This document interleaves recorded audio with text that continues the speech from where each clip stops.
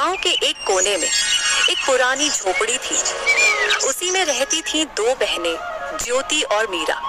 माँ बाप कुछ साल पहले आई महामारी में गुजर गए थे। उनके जाने के बाद दोनों बहनें खुद ही एक दूसरे की सहारा थे। एक दिन अपने ही धुन में झूलती हुई मीरा मंदिर से लौट रही थी। हाथ में पूजा की थाली थी, चेहरे पर वही पुरानी मासूम मुस्कान। अब आई है तू मीरा? सूरज सर पर चढ़ आया और तू फूल चूहिया बनकर घूम रही है मंदिर में। दीदी, मैं जल्दी आने वाली थी, लेकिन गौरी काकी की बकरी झाड़ियों में फंस गई थी। निकालने में थोड़ी देर हो गई। तेरा क्या है, तू तो सबकी मदद करती घूमती रहे, चाहे घर में चूल्हा जले या ना जले। दीदी, आप गुस्सा क्यों करती हो? माँ कहती थी जो दूसरों के काम आए वही इंसान कहलाता है। माँ अब नहीं है मीरा, और उनके कहे बातों की अब इस दुनिया में कोई मूल्य नहीं रही। अब कोई किसी के लिए कुछ नहीं करता। मीरा चुप हो गई। उसके चेहरे पर हल्की उदासी थी। वो झोपड़ी के कोने में रखे उस लकड़ी के संदूक तक गई जिसमें माँ की यादें अब भी सांस लेती थी। संदूक से निकाला हुआ एक साड़ी मीरा छू के अपनी दीदी से बोली, दीदी, जब ये साड़ी माँ पहनती थी ना, तब हमें देखकर मुस्कुराती थी, कहती थी तुम दोनों एक दूसरे का सहारा बनना। मीरा की बात सुनते ही ज्योति का चेहरा नम हो गया और उसकी आंखें पल भर को भीग गई। लेकिन ज्योति अपने भावनाओं को छुपाते हुए मीरा से बोली, मैं तुझसे सख्त हूँ मीरा, क्योंकि मैं डरती हूँ। अगर तुझे भी एक दिन कुछ हो गया तो मैं अकेले कैसे जीऊंगी? इस दुनिया ने मुझसे सब छीन लिया है। मैं नहीं चाहती तू भी मेरी तरह कमजोर पड़ जाए, इसलिए तुझे मजबूत बना रही हूँ। दीदी, आप कमजोर नहीं हो, आप ही तो मेरी ताकत हो। अगर आप मेरा हाथ थामे रखो तो दुनिया की आंधी भी मुझे हिला नहीं सकती। मीरा की बात सुन के ज्योति के चेहरे पर उसके माता पिता के जाने के बाद पहली बार हल्की सी मुस्कान आई। उसी समय गांव की पगडंडी पर 3 परछाइयां उनके झोपड़ी की तरफ बढ़ रही थी। धर्मपाल, बिमला और उनका बेटा कमल। वह थे बहनों के सगा चाचा चाची। अरे ज्योति, कैसी है मेरी बच्ची? तू ठीक तो है ना? बहुत मुश्किल से जिंदगी बीता रहे होगे ना भैया भाभी के जाने के बाद? हम ठीक हैं चाचा जी, अब जो है उसी में खुश हैं। खुश? झोपड़ी में? तुम्हारे हिस्से के जमीन को हमारे नाम कर देती तो हम तुम दोनों को अपने यहाँ रहने देते। तुम दोनों बहुत खुश रहती हमारे साथ। हाँ माँ, तुम सही कह रही हो। इनका घर भी पुराना हो चुका है और अब ये जमीन भी यूं ही पड़ी है, बर्बाद हो रही है। ये सब सुन के ज्योति की आंखों में आग सी चमक उठी। हमें किसी की जरूरत नहीं। बाबूजी की जमीन हमारी माँ और बाबूजी की आखिरी निशानी है, उसे हम यूं ही नहीं छोड़ेंगे। अरे बेटी, तुम्हारी जो खेतों की जमीन है वो भी तो बंजर ही पड़ी हुई है ना। और वैसे भी दुनिया समझदारी से चलती है और औरतें खेत नहीं जोतती। देख लेना, एक दिन रोती हुई आओगी हमारे पास, तब समझ आएगा कि रिश्तेदारों से मुंह नहीं मोड़ा करते। ज्योति को ये सब सुनाकर तीनों वहां से निकल गए। लेकिन मीरा ये सब घर के अंदर से सुन रही थी। ये सुन के उसका चेहरा उतर गया। दीदी, क्या सच में हम अकेले पड़ जाएंगे? वो लोग हमारी जमीन लेना चाहते हैं ना? हाँ मीरा, पर जब तक मैं जिंदा हूँ कोई हमारी जमीन छू भी नहीं सकता। तुझे कुछ नहीं होने दूंगी।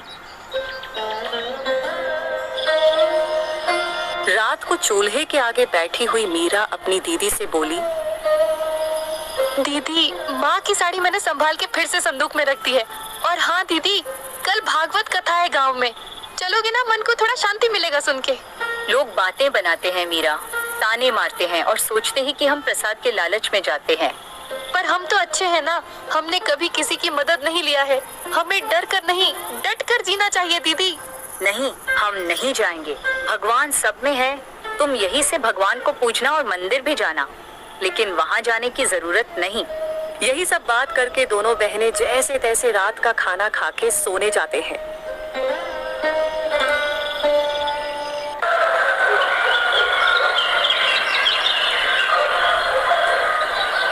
अगली सुबह दोनों बहनें अपनी जमीन को देखने जाते हैं, जिसमें दोनों बहनों ने मेहनत करके थोड़ी सी सब्जियां उगाई थी।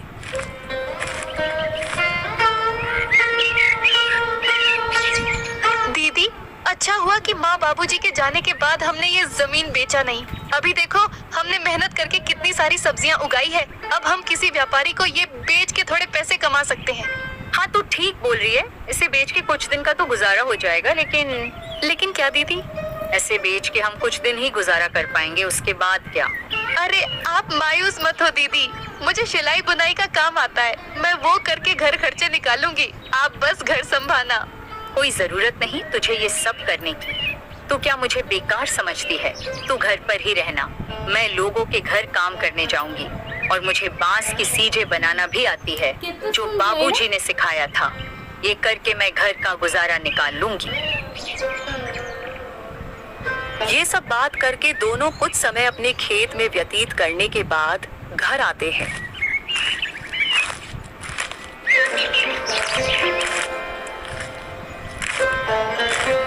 और अपने अपने काम में लग जाते हैं। रात को जब दोनों सोने जाते हैं तब दोनों बहनें अपनी मुश्किल भरी जीवन के बारे में एक दूसरे से बात करने लगते हैं। दीदी, माँ बाबूजी के बिना ये रातें और भी डरावनी लगती हैं। सब कुछ खाली खाली लगता है ना दीदी? हाँ मीरा, पर अब हम माँ बाबूजी दोनों की जिम्मेदारी निभा रहे हैं।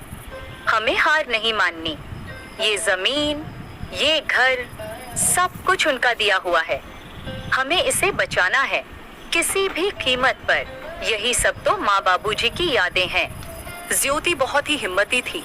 वह तो किसी से मदद भी नहीं लेना चाहती, लेकिन उसे अपनी बहन को लेके बहुत चिंता होती थी। अगले दिन जब दोनों बहनें खेत पर पहुंची तो देखा कि जमीन के बीच एक खूंटी गड़ी हुई थी। दीदी, ये जमीन के बीचों बीच खूंटी कौन गाड़ गया? ये तो कल यहाँ नहीं थी और न ही हमने इसे गाड़ी है। जरूर इसे कोई यहाँ गाड़ गया है। ये जरूर हमारे चाचा चाची का काम होगा, लेकिन ये काम बिना किसी सरकारी आदमी के नहीं होता। इसका मतलब हमारे खेत को ये लोग बांटने की साजिश चला रहे हैं। उसी वक्त दूर से धर्मपाल आता दिखा और उसके साथ बिमला और उनका बेटा कमल भी था। तीनों के चेहरे पर अजीब सी मुस्कान थी। अरे बेटियों, घबरा क्यों रही हो? हम तो बस मदद करना चाहते हैं।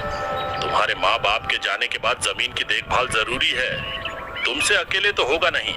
चाचा जी, आपकी मदद की जरूरत नहीं है हमें। ये जमीन हमारी माँ बाबूजी की निशानी है। इसे किसी के हवाले नहीं करेंगे। अरे बच्चियों, ऐसे कैसे नहीं दोगे? ये जमीन तो तुम्हारी और हमारी।